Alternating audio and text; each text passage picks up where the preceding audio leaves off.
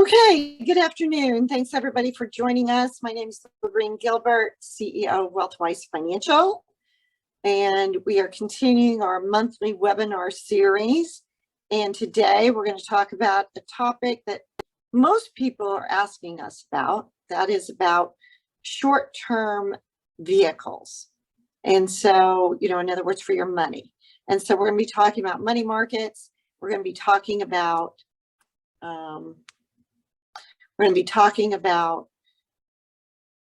the benefits as well as pros and the cons of those kinds of vehicles. So we'll talk about that. And with us today, we have Chris Collie, who is with Invesco, and he is Vice President and Market Leader. And Chris, thank you so much for joining us today. We've also got Carissa on the line from our office and John on the line from our office. And so we're going to have Chris go ahead and make this presentation. Chris, I might make a few comments as you're making the presentation. And then at the end, John and I both want to say a few words. So with that, I'm going to turn it over to Chris. Perfect. Thanks for having me, everybody. My name is Chris Collie. I'm here local in Newport Beach. Happy to be here with you guys this afternoon talking about a very important topic, one that's near and dear to most people's heart, which is what do I do with my cash? What do I do with my investments when short-term vehicles are yielding as much as they are? I got some updated numbers as of today. 3-month Treasury T-bill yields at 5.32 and 6-month T-bill yields at 5.43. I mean, how could I lose, going down this path? It seems so easy and so straightforward.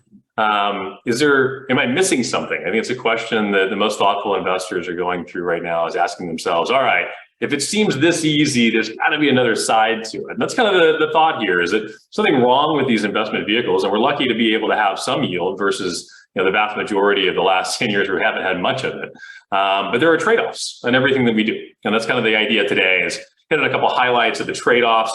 What do we receive from a certainty of stability standpoint versus a certainty of return standpoint? And what could potentially happen, in the next 12 months, in the next 24 months, not to bring out a crystal ball and predict anything, but let's certainly talk through the options and hopefully provide some level of perspective and well-roundedness associated with how investments are oriented around their purpose and the vehicles themselves. Because in many cases, there's a potential for a mismatch between the asset investment vehicles themselves and then the liability associated with it, which is when we're going to turn it into cash.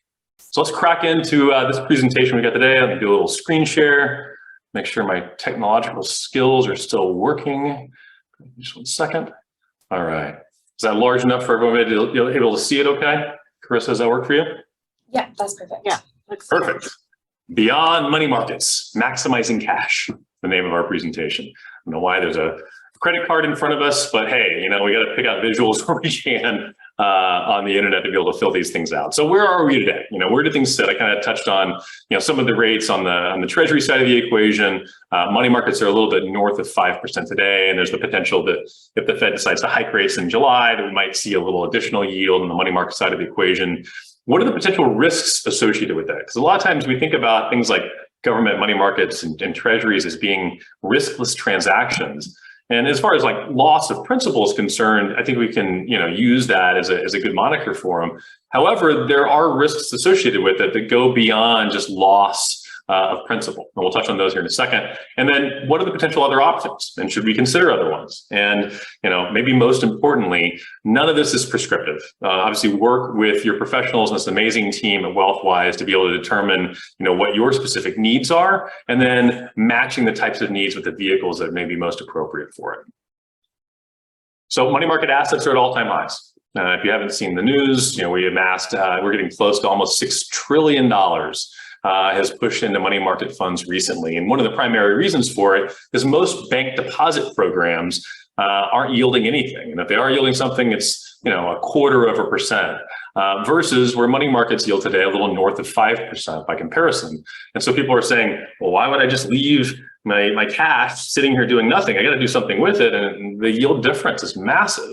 And so without question, we have seen a massive jump in people chasing these new yields with their former deposits and funding these types of investments with, in many cases, bonds that were invested in previously that had a really tough time last year as interest rates spiked. And so we're seeing, kind of both directions come flooding into the money market world, and it's led to this crescendo of assets that's reached all-time highs of late. And in fact, when you look at it from this scale perspective, and if you're not used to looking at these things in the x-axis and the y-axis, we've got yield on our vertical axis, and then we have the amount of volatility over the last 20 years on our horizontal axis. You can go, wow, look how volatile some of these underlying investments have been, and look at their returns. I can get money market rates right now above almost any other investment, say high yield from a return standpoint, with almost no volatility. That must be a no-brainer. One of my favorite quotes, I think, came from Rob Arnott a few years ago. And he said, what is profitable is rarely easy. And the converse of that is also what is easy is rarely profitable. And right now, the easy no-brainer trade is just to stack the boxes with every type of bond investment that we have in the money market world, take no volatility risk and rip off, roughly a 5% yield. Sounds logical without question. But are there risks associated with this idea of overloading ourselves with too much cash, too much money market, too much short-term 3-month T-bills? What could go wrong with that type of investment philosophy? So let's look at a couple different lenses to kind of view from it. Number one, money markets are taxable, right? So we have to pay taxes to the government. I know we have probably some attendees from Texas who pay one tax rate, and then there are those of us in Southern California who pay a slightly different tax rate, but none of us like paying any of the taxes associated with it. Unfortunately, almost all of these vehicles do have taxes associated with it. And then number two is that we have inflation associated with in any investment. And they really should be judged in their ability to keep a level of spending power. So if we have a dollar invested today, what does that dollar become in a year from a purchasing power perspective? When we buy the same car or the same house or the same Coca-Cola, the same cheeseburger. And in today's world where we have these beautiful, call it 5% yields that exist out there, what happens to them relative to inflation and relative to taxes? And the net result, unfortunately, while income streams look very high, the net result on a real and after-tax income perspective is some of the worst net experiences we have from an investment perspective. How interesting is that, right? It sounds almost counterintuitive. When rates were lower on money markets, we actually received a better net after-tax real return on the underlying investment. Now you can see the little light blue lines in 18, in 2019, and 2020. All of these things were negative. So we're losing to both, after taxes, we're losing to inflation with all different types of money market investment vehicles. What's interesting is that even though the income stream has jumped substantially here as the Fed has hiked rates, we are now losing by a higher clip than we ever have previously. Interesting concept, but an important one. We're not keeping our purchasing power, which means that we potentially need to consider other types of investment vehicles that can maybe keep pace with the rising clip of inflation.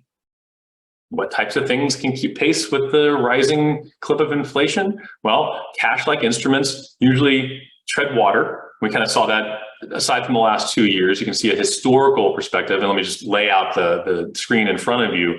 The little bubbles are the amount of return from 1992 through 2022. And so inflation, if you just invested in CPI notes or futures, you actually receive $218,000 for your $100,000 investment. Cash-like instruments did actually a pretty decent job, not inclusive of the after-tax returns, but just in absolute returns. They kept a pretty decent pace on just a nominal return perspective at roughly $220,000. Longer-term government bonds almost doubled that return, moving from $220,000 to $391,000 over that time window. Corporate bonds, which tend to yield a little bit more than government bonds do, showed their stripes and had an additional return stream above what government bonds were yielding. And then riskier bonds with even higher yields, more volatility, of course, comes with these types of investment vehicles, returned even higher. And then, at least for these purposes of this time window, large cap US stocks actually returned higher than any of these other types of investment vehicles. So if we're really trying to keep pace with inflation, or better yet, outpace inflation by a lot, there's a level of potential risk-taking behavior, which might seem volatile in the short term in some cases, can actually be really helpful when it comes to long-term investment vehicles. I said a lot. I apologize for too much stuff coming down the pipe.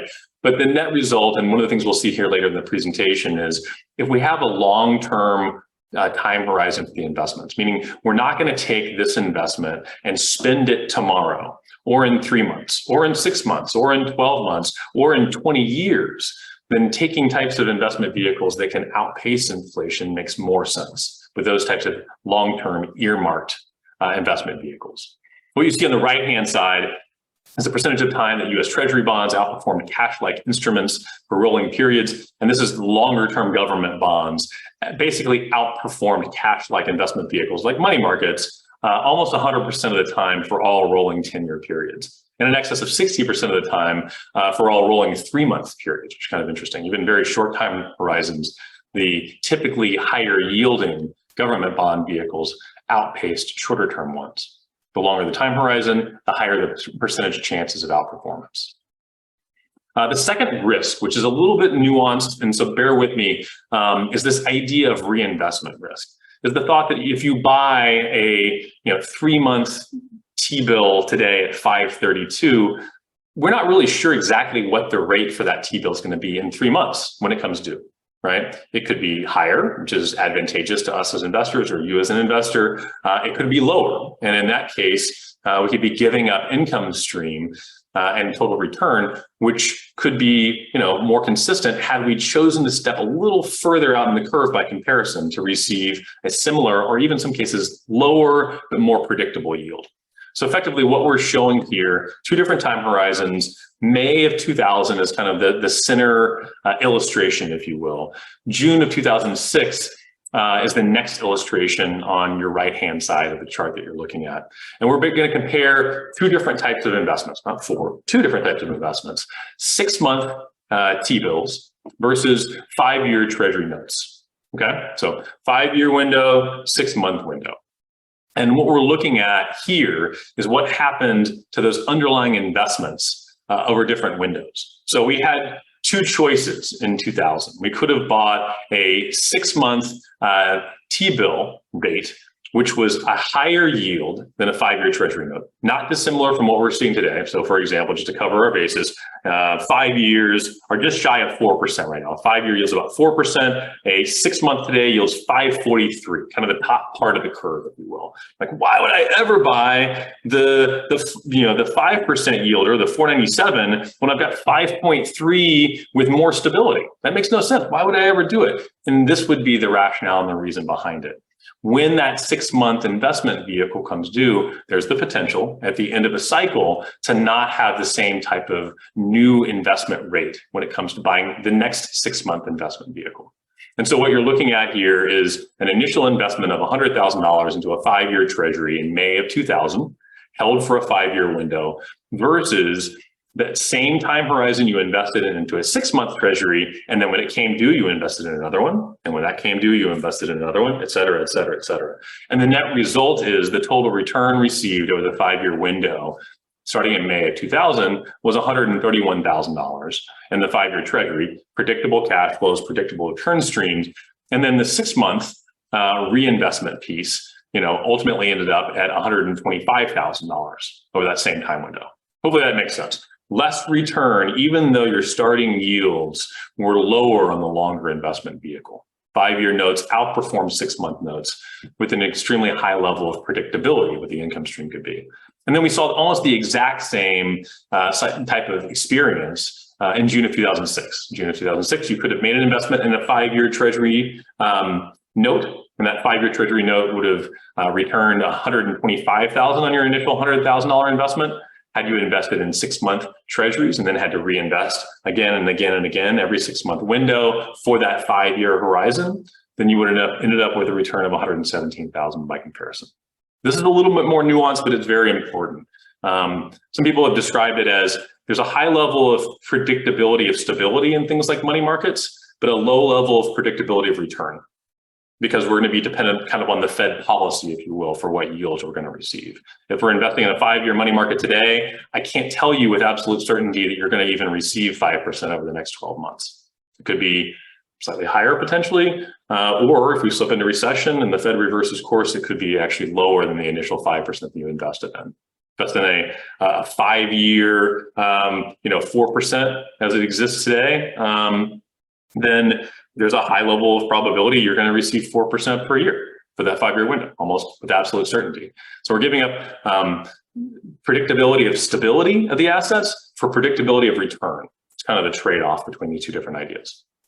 The next piece is duration. So it makes sense in some cases. People look out at the yield curve and they go, gosh, I like these higher yields on the front end of the curve, especially when we're inverted right now, which is where basically the 3-month rate yields more than the 10-year rate. And that's absolutely the case today. We talked about the 3-month being at 5.32. The 10-year today yields 3.71. So you're like, gosh, why would I ever invest in the 10-year investment vehicle with such a lower yield? And the net result is if we look at time periods previously where we've seen a level of inversion, so where the 3-month yields more than the 10-year, typically it doesn't last for very long.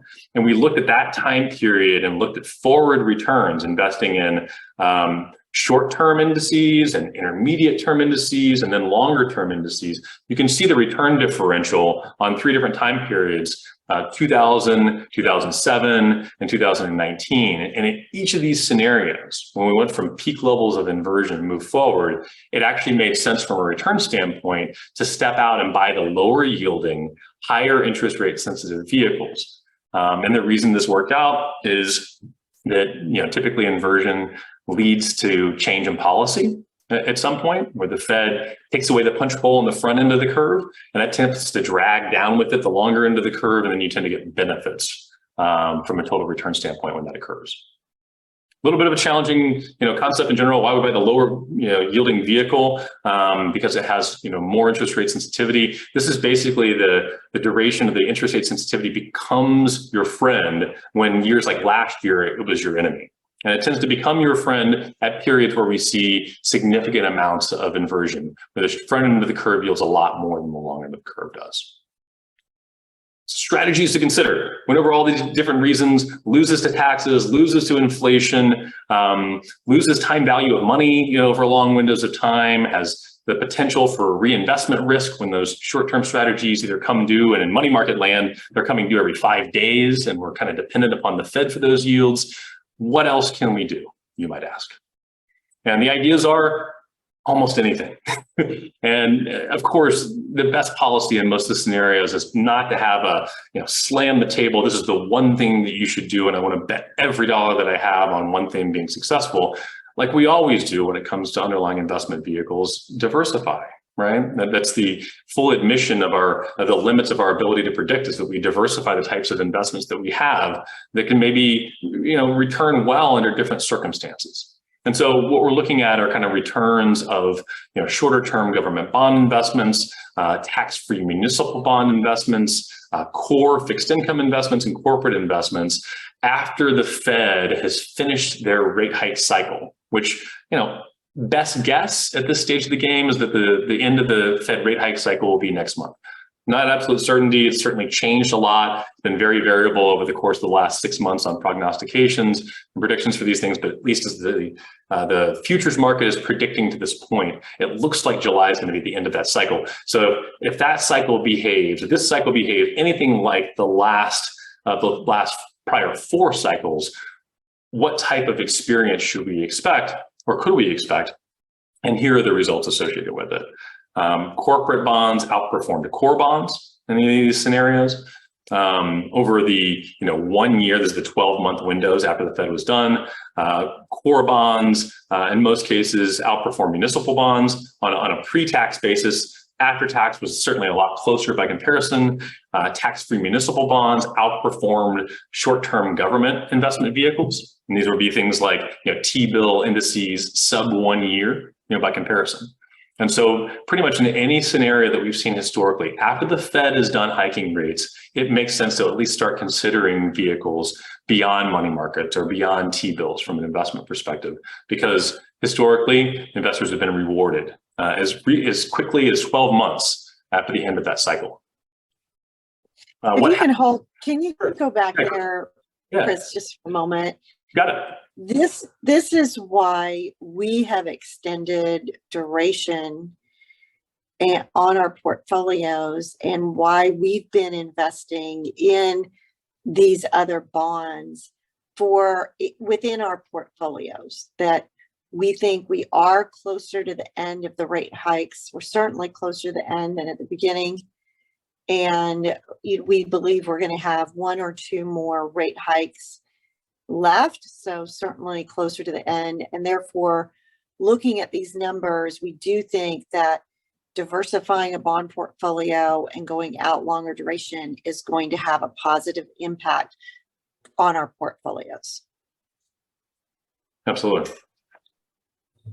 Here's another discussion point around not just the end of the Fed rate hike cycle, or the earlier slide where we talked about peak levels of inversion between, how much do shorter term rates yield relative to longer term rates. Now we're looking at horizons where we've seen really bad bond market returns. And not to belabor the point, because I'm sure we all experienced it to some degree last year, but last year was one of the worst years that we've ever seen in the 12-month window for historical corporate bond investment vehicles. They really had a hard time as interest rates rose. And it was really a product of kind of three things. The starting yields were really low at the beginning of last year, which is, in the world of bonds, yield is your defense against bad things happening. Number two, the speed. And number three, the magnitude, like how much yields rose. Was really what made our existing investments look poor relative to other investments that existed out there. And that led to some pretty poor returns, at least paper returns. If we didn't sell, we certainly didn't lose anything on our bonds.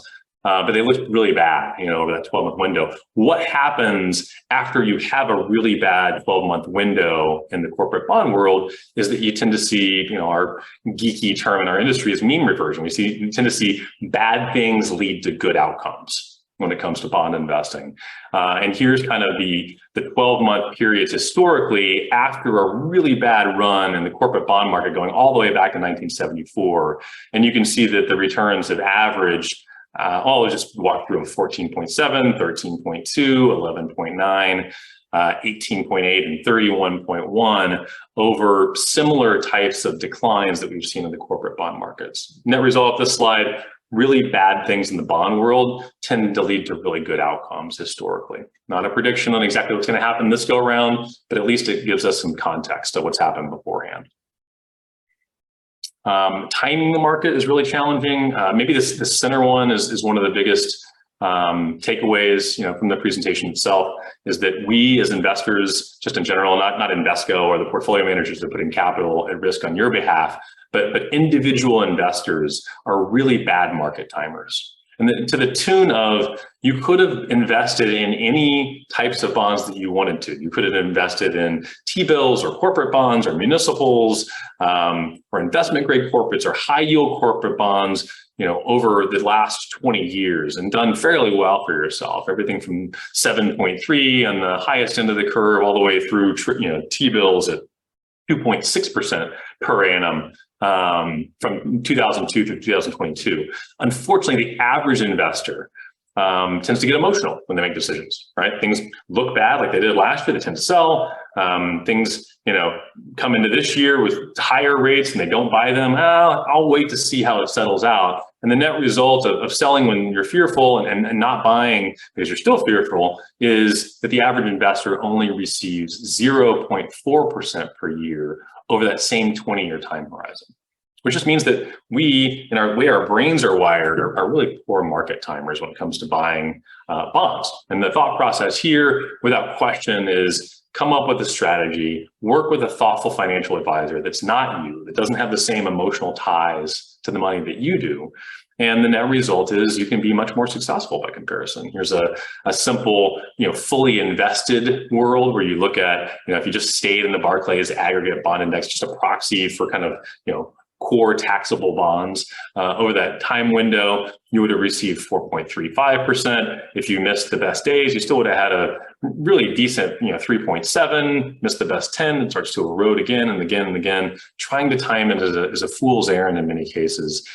Maybe coming up with a more thoughtful strategy on, you know what, it's the beginning of the year. Let's just make investments then. Or let's be perfect prognosticators and throw all our money in. Or let's dollar cost average, which is just a fancy way of saying, let's make periodic investments into our bond investments over the next 6 months or 12 months or whatever it happens to be.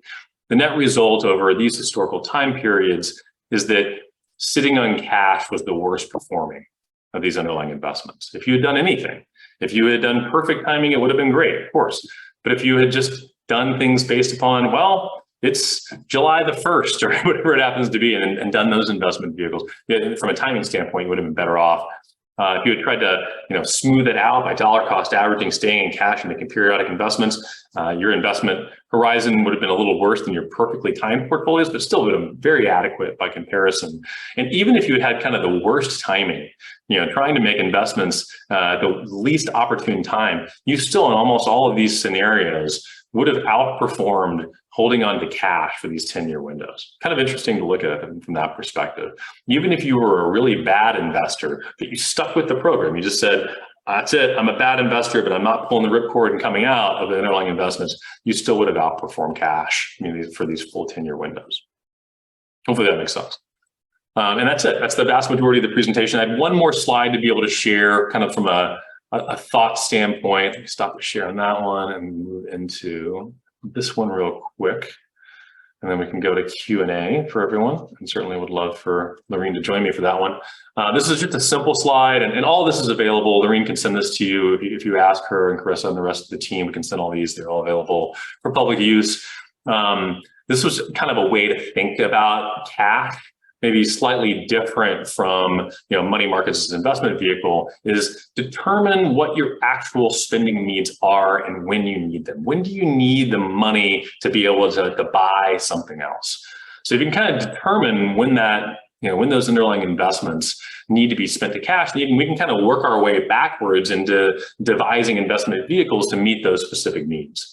If you're going to need stuff in the next 90-day window, it's absolutely, in our opinion, appropriate to sit inside of a money market vehicle or something like that. It's going to stay really stable and really liquid. So when you need the money, you talk to John. There it is. Money's ready to go. In your checking account, you're ready to spend it. As we get beyond 3 months, now we can start getting, I don't want to call it creative, but we can start investing with a higher level of certainty. Because like I said beforehand, money market investment vehicles have to reset every 5 days. And if the Fed changes policy quickly, we maybe wouldn't receive the investment vehicle we thought we were getting into to begin with. So maybe stepping a little bit further out, next 3 to 12 months, we can start buying a little bit longer dated investment vehicles by comparison. And then for strategic cash, things that we're gonna spend at some point into the future, but the window is longer than 12 months, we can start thinking about those types of investment vehicles differently than we do very short-term cash needs or intermediate-term cash needs by comparison. And then, if you wanted to draw this, kind of left to right graph in front of you, even further out, and say, okay, for 5-year windows now, we can invest in longer-term fixed income. For 10-year windows, now it makes sense from a probabilistic standpoint to start investing in stocks. This all can ultimately filter back into the financial plans that you devise with your financial advisors. Just another way to think about it, the idea here is let's match the assets, the investments that we're using with the liabilities, the need for spending at some point into the future as part of the decision-making process. So you can decide where it makes sense to own things like money markets and where maybe it doesn't by comparison. And that's all I had for my formal remarks, Lorene. I don't know if you want to open it up for Q&A. Happy to walk back through any of the slides that we shared today. I know a lot of it was a lot of numbers and with some pretty pictures to help the numbers. Chris, thank you so much. A few comments that I'd like to make. I think you made some great points. I think, cash is critical. People need to have cash.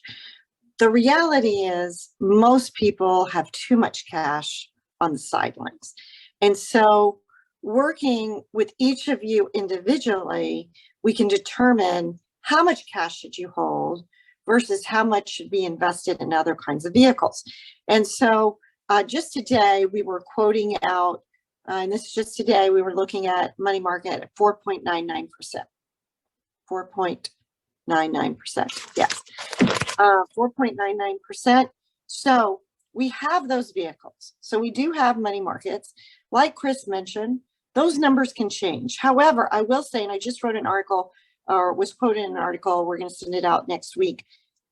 And I do think that some of those rates are going to hold for a while because the Fed is holding for a while. So, as long as we see the Fed hold and maybe even raise rates more, we'll probably see those money market and short-term rates. They'll probably stay in those higher numbers for a while, but it can change quickly. And it will change quickly, most likely before the Fed starts to actually lower rates. When the markets start anticipating rates to go down, we're probably going to see some of those shorter term rates go down as well. So keeping that in mind. And then looking at the strategy across the board, like Chris was talking about, as far as different kinds of fixed income vehicles and different durations. So we absolutely do that in portfolios based on your risk tolerance. We're looking at the various vehicles that we're using. And please let us know when you have questions. We don't really, Chris, do we have a way on this webinar to unmute people if they have questions, or do we just want to have people ask us one-on-one? If they raise their hand, I can unmute them, or if they email me, I can read them aloud. Okay, why don't we do the raising hands? If anybody has a question, please go ahead and raise your hand in the Zoom, and then Carissa will unmute you, and then you can ask us a question. And John, can you come on as well, please? If you can unmute yourself, that would be great. There you go. Perfect. So, Carissa, are there any questions? Not so far. Okay, while we're waiting for any questions, John, do you want to make some comments just about what I was talking about on our fixed income portfolios? Can you make some comments there? Yeah, I think the first thing I would note is that we're investing people for longer time horizons. So yeah, obviously I'm saving for a house. I own some of this money market stuff. I own a lot of stuff though. It's not just that, but yeah, so if you have a short time horizon, these are appropriate, but it's really the only time it's appropriate. The bond market is very mathematical and really set on, all the pricing is done on a very relative basis. And so if you're someone who comes in and it's like, okay, I need money in 6 years. Well, I could buy you some money market right now. I could get you 5% a year. That's about, if you invest every $10,000, I get you $250 every 6 months. Or I could buy you an Apple bond, and that's going to be extremely high quality. I can get you 4.1% on that. So it's a lower yield, but it's going to go out for a longer period of time. So at the end of 6 years, I can get you, I can turn your 10,000 to 13,000 versus, if the rates change in 6 months, then all of a sudden, instead of getting 250 over 6 months, we might be getting 50 or 100 over 6 months. And then it becomes, instead of a faucet running, it becomes a faucet dripping. And so right now, that's the whole reason why yield curve inversion basically exists, is because the market is trying to lock in a faucet at a moderate rate versus getting it at a high rate with a chance that it could completely shut off in a short period of time. Yeah, thank you for that. And then can you just make some comments about the duration of our portfolios? Yeah, absolutely. And we're doing duration through a bunch of different ways. We got kind of two different categories of, so we've got duration predominantly on a high quality basis. So we are leaning a little bit into corporates. We've got some, groupings in different types of asset backs, particularly in mortgage backs and things like that.